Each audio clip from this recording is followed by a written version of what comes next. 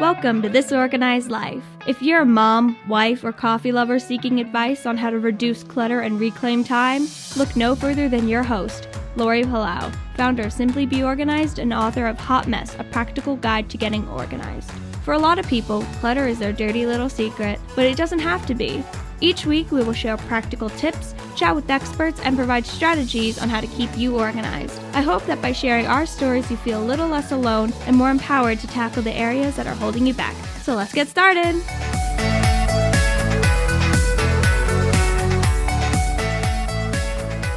Hi, everybody, and welcome to today's episode of This Organized Life podcast. I'm your host, Leigh Achenbach, and I am very excited that you are here joining us. If you are new to our show, welcome.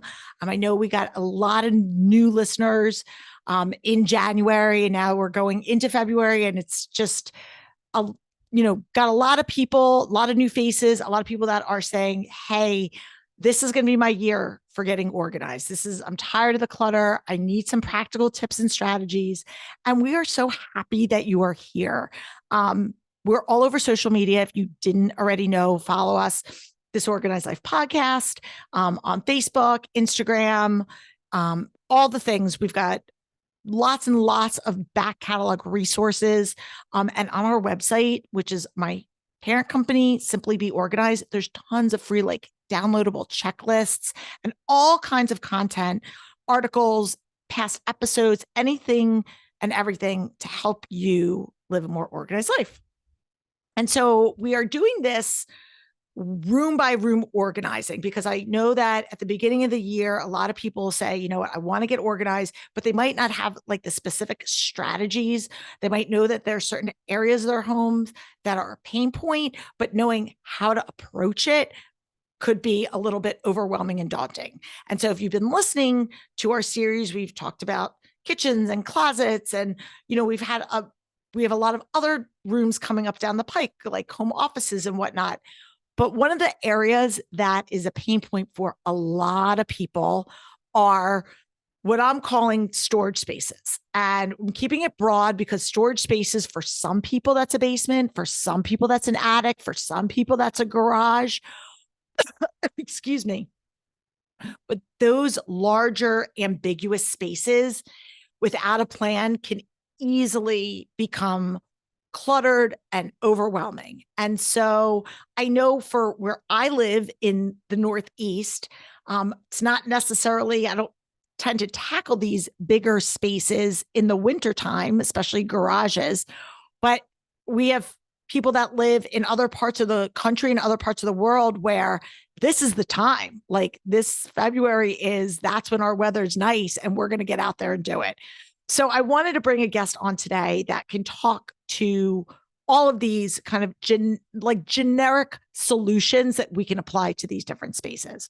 And so joining me is Leigh Achenbach, and Leigh is the founder of Suddenly Simple Organizing. Had to double check to make sure I was pronouncing it correctly. Suddenly Simple Organizing. And she's in Tennessee, and she's a mom and has this great organizing business. And I would say, and she's going to fill in the blanks about her story, I would say she's more of a generalist. She focuses on a ton of different areas. But when we were talking about this room by room series, I said, you know what? I really want somebody that can come in that has some experience and perspective about to speaking to some of these places. And so she said, I would love to. So without further ado, I'm going to welcome my friend Leigh to the show. Welcome, Leigh. Hi, Lori. Thanks so much for having me on. Oh, I'm so happy to have you join us. And so tell our listeners a little bit about you before we kind of dig into the nuts and bolts, because I feel like this is such a hot button subject, but I want our listeners to learn a little bit about kind of who you are. Sure. So I guess I've always been an organized person. It's one of those things that you kind of, when you really find what you're good at, it just comes so naturally that you don't even realize that it is a talent or that other people don't have the same kind of skill set. So it wasn't until later, probably close to 30, when I realized hey, I'm pretty good at organizing and a lot of people aren't. And I kind of just discovered the organizing world, dove head first off into it. And I've always wanted to start my own business. So I kind of have like that entrepreneurial background from my college experience. And then I just, I started working for other organizing companies and kind of gathered what my way of doing things was, built that into my business plan. And now we've had the business for almost 5 years now. So that's kind of my background with the organizing world. I am a mom of 2 little boys. I have a 1-year-old Oliver and a 3-year-old Clark, and they are my whole world. But balancing So cute. balancing the organizing business world, businesswoman, and a mom and a wife, and keeping my own home organized in between all of that has been, it's a challenge at times, but I love every second of it. Yeah, it's so true. And again, you're like totally in the weeds. And full transparency, people, right at the time of this recording, Lee's little boy is sick with a fever. Yes. And so I'm so grateful that we were even able to make this happen today. But again, like you think about all these in the world of life, things happen unexpectedly, and rolling with the punches is all part of it. And I'm hoping he's feeling better. So Thank you so much. all right. So it's funny when we were talking offline about this, kind of brainstorming, like, what are we going to talk about? Like, what are the different areas? You were like, well, I live in Tennessee. We don't have basements here. And I just think it's, again, I know some people would be like, that's obvious, but I sometimes forget in certain geographic areas, not everybody has all of these things. For us, most people where I live have basements. And so basements can be finished or unfinished. They can be used as a playroom. They can be used as storage. They can be used as a converted home office or whatever they want, an exercise space. But you guys don't have that. And so you said you have a lot of attics. So why don't you just kind of talk a little bit about kind of what your storage space situation is in your world? Yes. So there are some basements here in Middle Tennessee, but for the most part, it's really rocky here. And so it's super expensive to go underground with storage. So here, I lived in LA for a little bit, and the lots that they have there are just not super big. A lot of times, like a garage is not, available. They build, kind of up a little. Their storage space is just different. Here, we kind of have a little bit more space. So there's garages. You can do add-on garages. There's attic space, typically unfinished attic space. And then we have tons of storage facilities here. That's like a huge thing that has Well, we popped don't up want to around. talk about, we are not advocating for that. Definitely not. But the tips that we're going to talk about today could work in all those kind of storage areas, like long-term kind of, or even short-term storage areas. That's kind of not like your everyday space.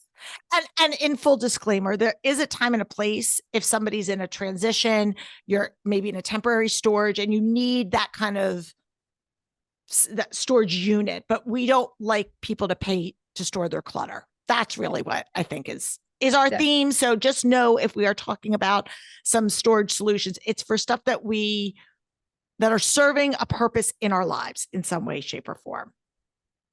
So in your world, because again, I know that where I live, people, they have garages. Some people, they have 1, 2, 3, 4-car garages.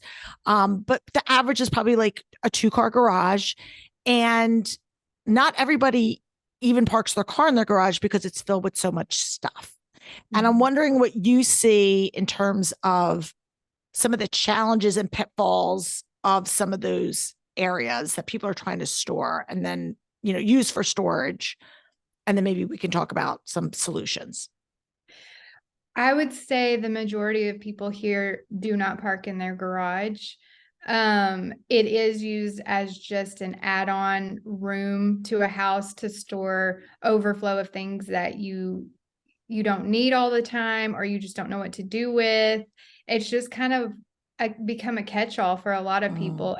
And a lot of times in consultations that I have with clients for garages, they haven't even considered the possibility of being able to park in there. They just want it to function. And I'm like, but if you do it right, like you could park in here. And in the wintertime, you don't have to get up 20 minutes early to start your car. It's just kind of using a garage for what it's meant for, which is some storage, yes. But I think the initial, need of a garage is to be able to park in there. And so that's kind of a goal that it's not necessarily that you have to park 2 cars in there, but even just the possibility of being able to bring a car in if you need to, and just creating that extra space and setting up systems, because a lot of the times the things that are in the garage are things that you're not getting to all the time. So it's actually a place that's not really too difficult to maintain because you're only using certain things certain times of the year. It can become like a drop zone, but as far as like if you have the right system set up, the things that you need to get to once a year, you get to those things and you put them back, and it's actually a easier space to maintain than something I would say like a kitchen or a closet that you're using multiple times a day. Everyone's using, you're in and out all the time.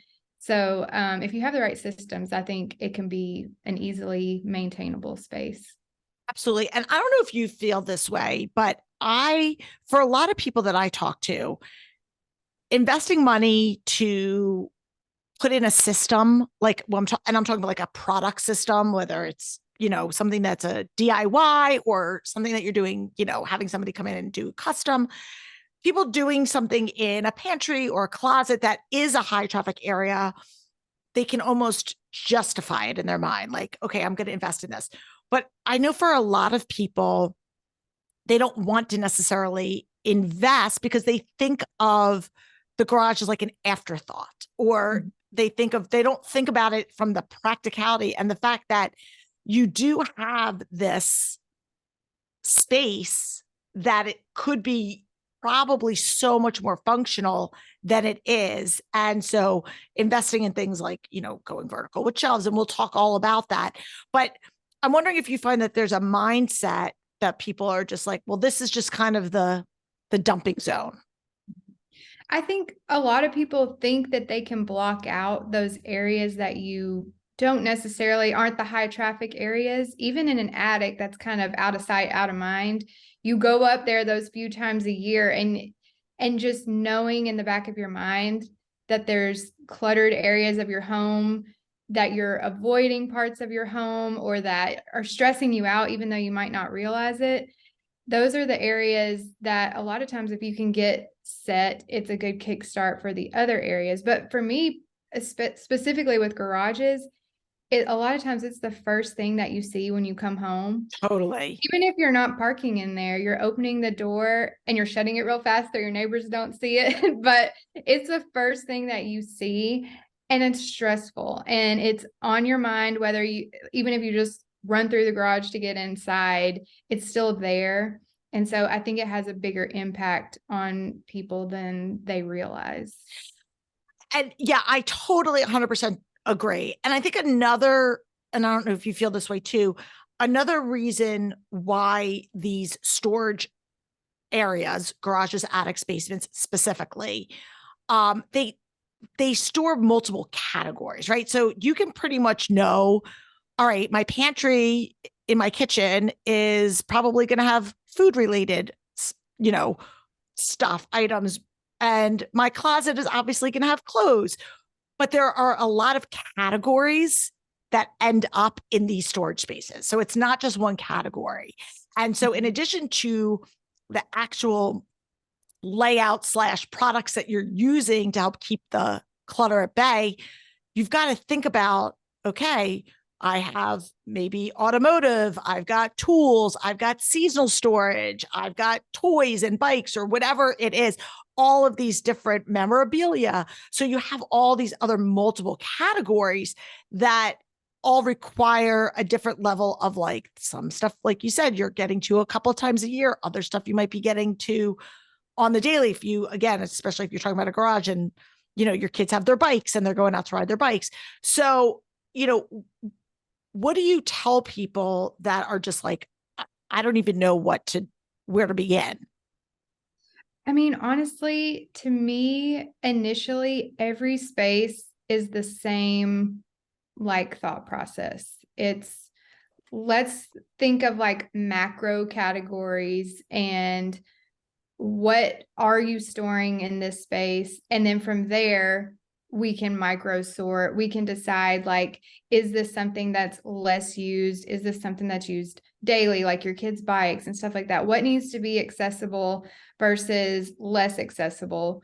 And when you think about it in like bigger, less detailed chunks in the beginning, it's really kind of the same thought process as any other space that you're organizing.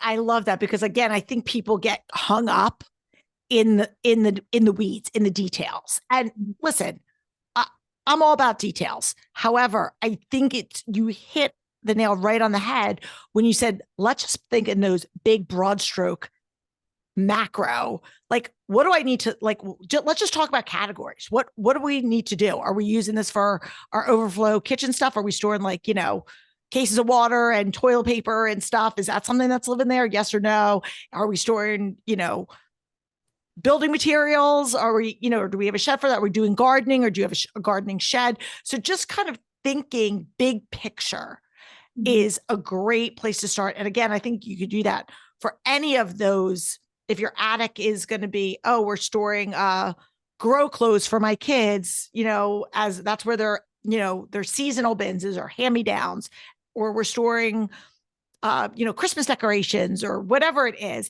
starting to think about what categories is a great place to start.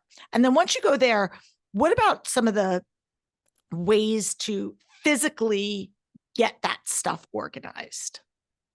So I always start, because we have a team of people, I always start with pulling everything out. To me, that's where you force yourself to look at every single thing and be like, is this worth storing? Like, is this worth still continuing to take up space in my home? So to me, that's always the first step.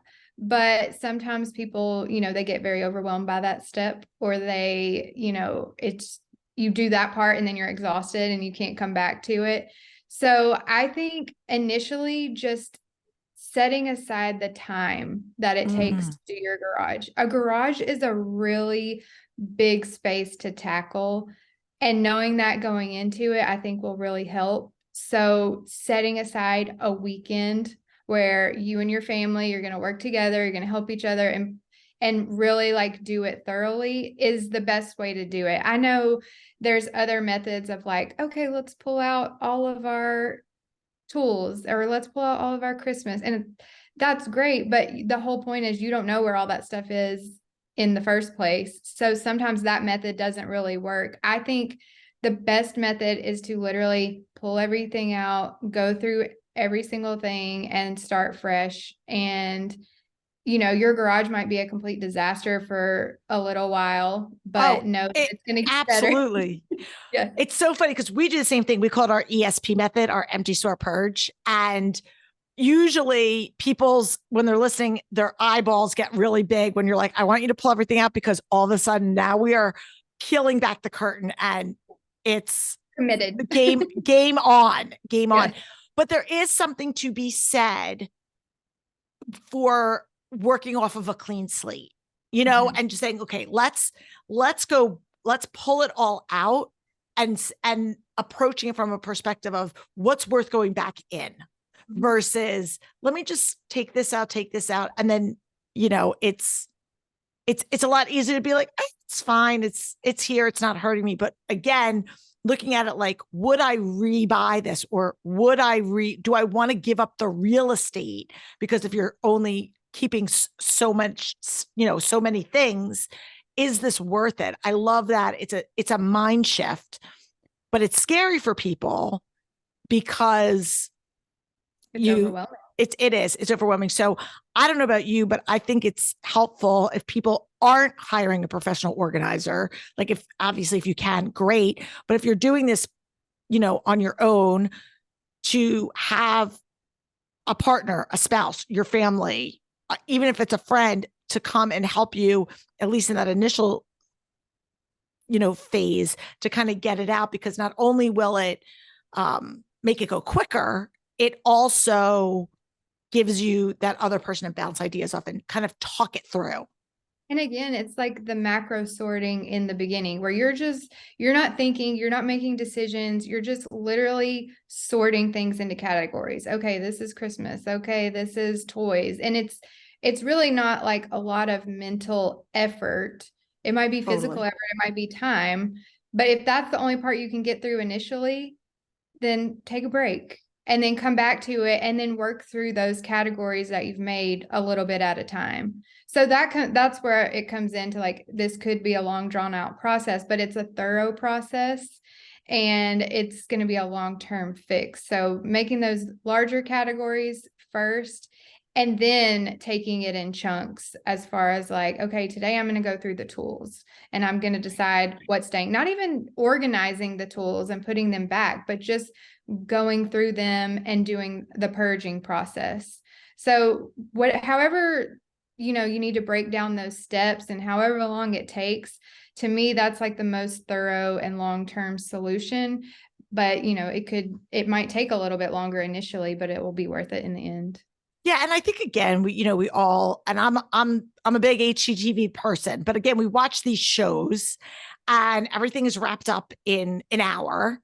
And the reality of it is we can't always, things don't happen at, production speed. And so whether it's you get sidetracked because something else requires your attention, or you get tripped up because you hit a mental roadblock, or you're just physically exhausted, giving yourself the grace to know, okay, like you said, this is a process, but hopefully this is the worst it's ever going to be. Like, that's what I always tell people. I'm like, if you guys are committed to living an organized life and you're committed to keeping up with it, yes, it's maintenance, but it'll never get worse than this. This is the worst it's going to be. So everything's up, like everything's, it's going to be smooth sailing from here. And also, the more time that you spend like really doing a deep purge, the less you have to organize, the less products you have to buy to store the things, the less maintenance it takes. So to me, that's the most important part of the whole process anyways. So that's where the time needs to be spent. And that'll make it easier in the long run. You bring up a good point, and that leads me to my next question is products. Do you recommend, at what point, because I have obviously my own philosophies and thoughts on the thing, but what are your thoughts on when to bring in product? Is that something that you do early on? Do you bring it on later?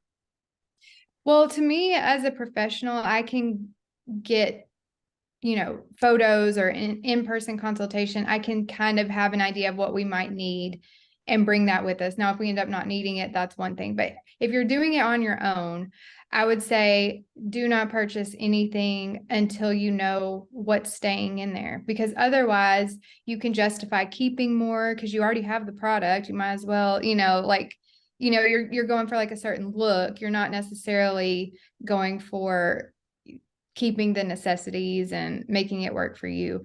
And so I would say don't buy product until you know what is staying in there. Yeah, I agree. I think that's great advice. And yeah, if you're working with, a professional organizer, like we've done this, we know what products work for these certain zones or categories or whatnot. And so it might, we've got that experience, but I think you bring up a good point where not only do people sometimes buy the wrong product and then try to like put a round peg into a square hole or whatever. I said that backwards, but you know what I mean? Or it gives them a justification, which I love that you said that, a justification to hold on to something that they might not otherwise hold on to because, oh, well, I have a space to store it. So exactly. Mm-hmm. I love that. And then for those storage, those bigger spaces, right? So attics that are like vast. I think a lot of people are garages and maybe an unfinished basement. Floor space is a premium. And I don't know about you, but my big thing is trying to go vertical however as often as I can to keep that floor space at a premium, whether that's to park a car, whether that's to just be able to walk around and find it. And I think a lot of people, that's where that, I don't want to invest it. I think the money in the product, but I think that there's some basic things that you could do in terms of storage options. And I'm wondering if you could just talk about that. Well, I completely agree. Going vertical, using the wall space that you have, using the ceiling space that you have specifically in a garage, it's really crucial because for me, my goal is to always make everything as accessible and as visible as possible. Now, you might have to get a ladder out to access it, but you can easily get to that without having to move other things to get to it. So that's always my goal going into a project. So looking for any empty space, whether that's on the wall, on the back of a door, in a garage, it could be, ceiling storage. I'm looking for all that space to free up as much floor space as possible. So in a garage specifically, wire shelving, to me, metal shelving is always like a go-to. It's pretty affordable. It's long lasting. It's adjustable for whatever you need it to be. And you're able to like stack things without stacking them on top of each other. So, well, that was one of the things that I was like, what I would want to know your thoughts on. Like, people are like, well, let me just stack all my bins on one on top of another. And we're like, okay, but if you need, again, my goal is to make everything as accessible as possible with having to move as less as possible. Because when you start moving other things, the whole system gets disrupted. You don't feel like putting things back, and you're having to like maintain things that you're not even trying to get into just in order to get to the thing that you are trying to reach. So to me, anything that the less you have to stack is best. Yeah. So I love those metal shelving units. Yeah. And the ones, and we'll put some links in our show notes. And I think just to kind of give a visual for what Leigh's talking about, if anyone's like not knowing, it's basically, it's, some people call them baker's racks or bread racks, where you can just, or there's a lot of different ones out there that, and different price points, but you can put, 2 to 3 on a shelf, depending on the size of the bin. And they, the shelf, you can then stack it. There's like 3 shelves for each one. So you could theoretically get somewhere between 9 to 12 bins, depending on the size of the rack you have. But they're easy to pull out. And when you could just pull a single bin out without it impacting any of the other ones around. So you're not, oh, I need something out of the bottom bin. Let me play, Tetris with these bins. Yes, exactly. Yeah. Another thing I love using is specifically, I like the one from Lowe's. It's the Rubbermaid brand of like a fast track, where it's just a track system where you can add individual hooks depending on whatever you're trying to store. It's great for yard equipment, yard tools. It's good for kids' outdoor toys. They have bike hooks, all kinds of things. Whatever you're needing to store on the wall, you literally just install the one track, and then the hooks are movable and adjustable for whatever you need it to be. I'm a huge fast track fan. I would like Rubbermaid to sponsor the show. I'm just going on record right now. They do not. So this is total free advertising. I've been using Rubbermaid Fast Track for years. I have it in my own house. Like, I've got a few different brands of garage storage things around. But Fast Track is one, and I love them, and I've used them. I also have a shed that we keep like our gardening supplies, and we keep our like we use it for our snowblower and our lawnmower and things like that. And I actually also installed a Fast Track in the shed for like some of the tools that we don't use often, that I don't want to necessarily take up my garage space, because I need that for other things. So it's awesome. And I've seen people use them in basements. Again, they're very, very easy to install and very reasonably priced. So you're not talking about a huge financial investment, and you can use them, as long as it's, installed properly, they can hold a lot of stuff. It's great. Love those. Okay. Another thing that I love is the overhead shelving. I have that in my own garage too. It's just a great, literally like hangs from the ceiling. It's Like the loft system, like a yeah. loft. Yeah. Mm-hmm. And they have, I mean, you can get really fancy and get the ones that lower and are, like mechanically lower, but we use ours for just things that we rarely need to get to, but some of those things but you might need it one day kind of things, or even it's great for holiday stuff, keepsakes, the kind of stuff that you want to keep, but you don't need to access very often. It's a great use of space to kind of keep your floor clean, but hold on to some things that you want to. Yeah, absolutely. They are great. I have them for a lot. I don't personally have one in our house, but I use them for a lot of our clients. And they're also great if you're somebody that, obviously if you do this often, you're not going to do it, but like people that go camping once a year, or you know what I mean? They are like, we only do these things, seasonally. And the beauty of it is if you have the right system in place, you can flip things out. So you could be like, okay, I'm storing our surfboards and boogie boards or whatever, our summer stuff up there. And then we're going to flip it out and then we'll bring it down during the season. So it's a great additional, what I love about them space. too is you can buy additional hooks and hang bikes from them or hang anything like underneath them. So it's also off the floor and you're kind of doubling the space. We've for that Oh, quite a bit. nice. Now I want to talk a little bit about toys because you're a mom with two littles, right? And so everything, and I mean, you got one that's probably just learning how to walk, but you've got toys, bicycles, tricycles, probably ride-on toys that they have, sidewalk chalk, all that stuff. I'm wondering what your advice is because some of that stuff is hard to get off the floor.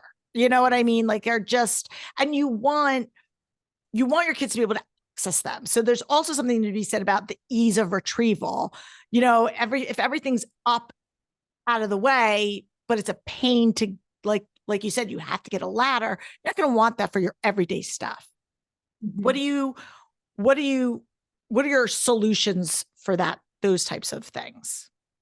Well, for me, my kids are 1 and 3, so I'm still like, it's not like I'm sending them outside to play on their own. So Yeah. some things I do still keep out of reach, and like things that are really easy to hang, like a wagon or even the tricycle that has the handle with it, things like that are bulky that I can hang on a fast track system.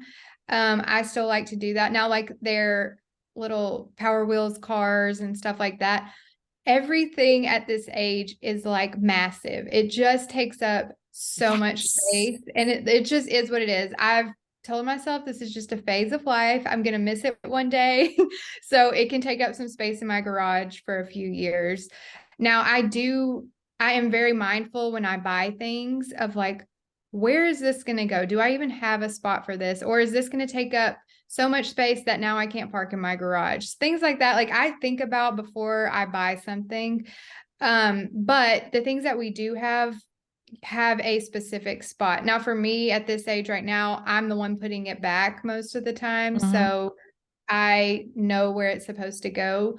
But another great way to get your kids involved and be responsible for putting things away is just outlining a little parking spot for these large Love toys. that. Yep. It could be with chalk or even just like painter's tape or something like that. Just a little outline of like, this is where your car always goes. So there's no confusion, and you're teaching them that responsibility. And you're also mapping out a space of like, okay, I actually do have a spot for this. I'm going to dedicate this place to this large toy for the next few years. And it's a temporary solution. It's not expensive at all. Obviously, it's just some chalk.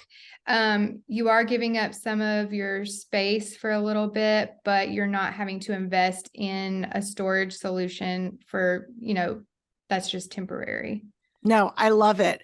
And you're not there yet, but with bikes I know you talked about and the fast track and your overhead loft system, they all have these attachments. But for kids that are a little bit older and a little bit more, once they get into maybe, middle school or whatever, and they're going out there on their own and they're riding with their friends, and you don't want to have them ask you every time they want to get their bike. I'm a big fan of, and I know it takes up floor space, but buying like bike racks that the bike goes right into, because one of the things that I see a lot is bikes and scooters and things like that just kind of spewing all over the floor. And that's when people trip on them. And that's what is the catalyst for a lot of people to be like, I've had it. But if it, you know that it's got a home, even if it is living on the floor, it allows everything to be corralled into one area. I completely agree with that. And another option too is even the hooks that you can get with the Rubbermaid Fast Track can hang lower. Like you can hang just that hook onto the wall, and you can hang it at a height that they can reach. So that's another option. But as I agree with you, it's just creating like a little parking spot for that toy that, you know, they know where it goes. There's no excuse for just throwing it in the middle of the garage. It has a place. So I think that's super easy as far as accessibility when kids start to become a little bit more independent. Yeah, no, absolutely. I love it.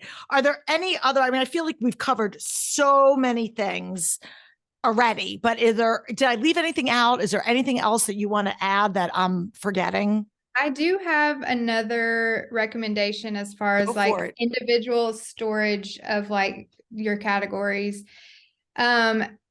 Anything that you can keep inside like a covered tote, specifically one that has clasps on it, is going to keep out the dust, the dirt, the bugs, all that kind of stuff. The critters, I call them the critters. Yes. So as long as it has clasp on it, I think those are great. Now you can go a little bit more expensive, and they have like the weather type bins that's going to keep out any sort of moisture or anything like that that could get in. But for me, unless it's like, and I do suggest those for like keepsakes or things that you would be devastated if they got ruined. But I do like the clasp totes because it just keeps it closed and keeps, unwanted things from getting in there, but still easily accessible. I agree. Are you somebody that is like, I'm a fan of clear bins because I think it also, I label things and all that. If somebody's got a bunch of bins that aren't clear, and I know some people like the all black ones that are, or all white, whatever, I think that's fine. But I'm just curious, do you have a personal preference of kind of your go-to bin? Well, I can see both sides of it. Like I usually do whatever the client prefers, but when I look at my own stuff, apparently I like clear bins. So, I mean, but to me, I'm putting labels on them anyways. So it doesn't really matter if it's clear or not. Some people, even though it's organized inside the bin, like they just don't want to see it. It still stresses them out to see it. So I think it's just a personal preference. But for me, like with my own stuff, actually, now that I think about it, I don't think my own stuff in the garage has labels because it's so minimal and it's clear bins that I can easily see what it is. But if you have a lot of stuff, definitely at least put a label on it if you're going to use even clear bins, I would say. Yeah, no, I love it. Anything else? I feel like, again, you've hit so many great tips and strategies, and I love it. That's what I have. All right, good. All right. So before we go to our hot mess minute, let our listeners know what is the best place for them to connect up with you, learn more, hire you if they're in Central Tennessee and are like, hello, we need you in our lives. Right? How can people find you? Well, let's start with how they can hire me. Let's send them to the website. That's www.suddenlysimpleorganizing.com. There is a contact page there. You can also see our previous work and just get inspiration. You can read about the team, all that fun stuff. Instagram is another good place to connect. We do tons of before and afters. We're trying to get into some more reels and more fun stuff like that. But it's a lot of, if you're not in Middle Tennessee, it's a good place to at least get inspiration. And we love like sharing tips on there and our favorite products and all of that stuff. So I would say Instagram and Facebook is a great place too. And that our handle there is Suddenly Simple Organizing.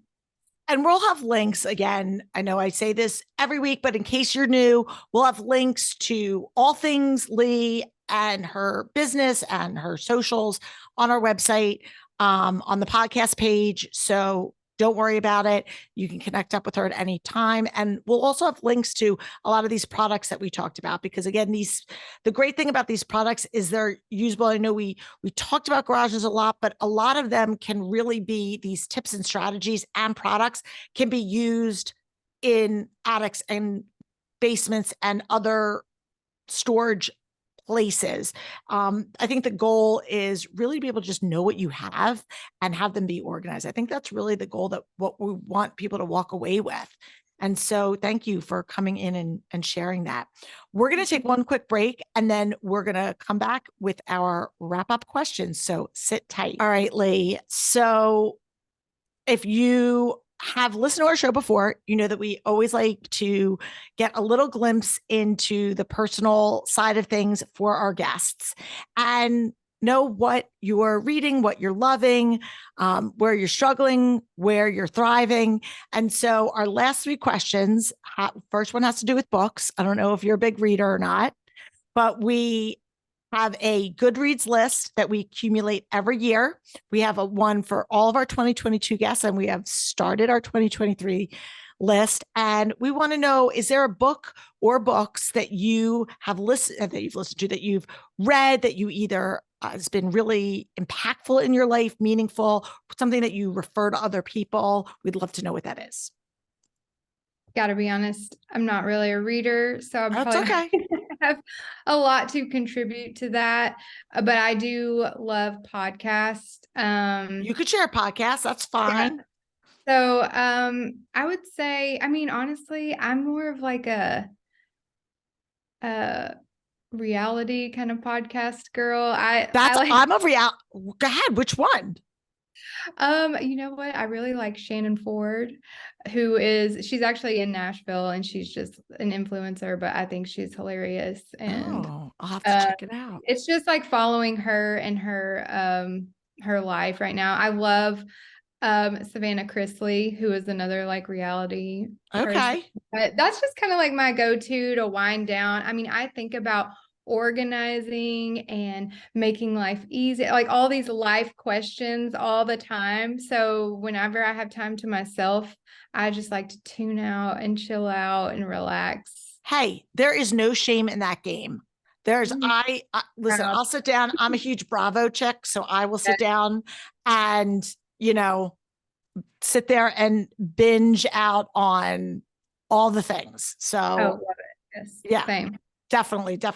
All right. Now, this one I know that you know the answer to for sure, because our show is all about honesty, authenticity, and you have it all together, it seems, but I'm sure there's an area that you might be struggling a little bit. So in this season of your life with a 1 and a 3-year-old and a thriving business, where do you feel the most organized, and where do you feel like a little bit of a hot mess? I would say laundry is a constant, like, I think I got a handle on it. Oh my gosh, it's crazy again. Okay, I got it under control. Oh my gosh, it's crazy. It's just like the accidents that happen, then we have to change clothes at school, or my husband thinks that he needs 3 outfit changes a day, all this stuff. I'm like, the amount of clothes that we go through is crazy, but I do love to stay on top of it. So when I like to get caught up, even if it's just for 5 seconds, like that, I struggle with it, but it's also like an area that I feel like I somewhat have under control. I like it. Outside of that, like my husband is really good with me about having like a routine at night of, okay, you're going to clean up the kitchen, I'm going to give the kids a bath, like all those maintenance things that that's good. That's like it's teamwork and it's resetting at the end of every day. So we're actually pretty good at that, just putting things back where they go, cleaning the dishes, all the things that aren't super fun. But for me mentally, I just work so much better in a house that's reset and ready to go for the next day. So I have a good teammate for helping me do that each day. That's awesome. And that's such an important thing, because I think a lot of us are so depleted at the end of the day, just mentally, physically exhausted. Like you just want to say, you know what? I mean, I personally don't, because it's like a little of my OCD, but like for a lot of people, it's like, I'll just deal with the dishes in the morning, or I'll just clean up the toys later.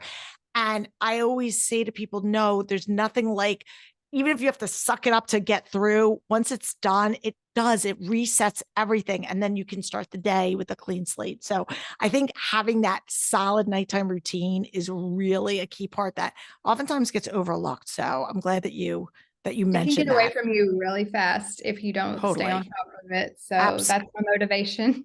Absolutely. No, I love it. Well, Leigh, thank you so much. I really appreciate you coming on and sharing this wisdom. And I also been trying to get Leigh to join our partner program. So hopefully she's going to be one of our, you can find her on our website as well, in addition to this podcast page. But again, we are really appreciative to all the people that tune in, whether you're a new listener, an old listener.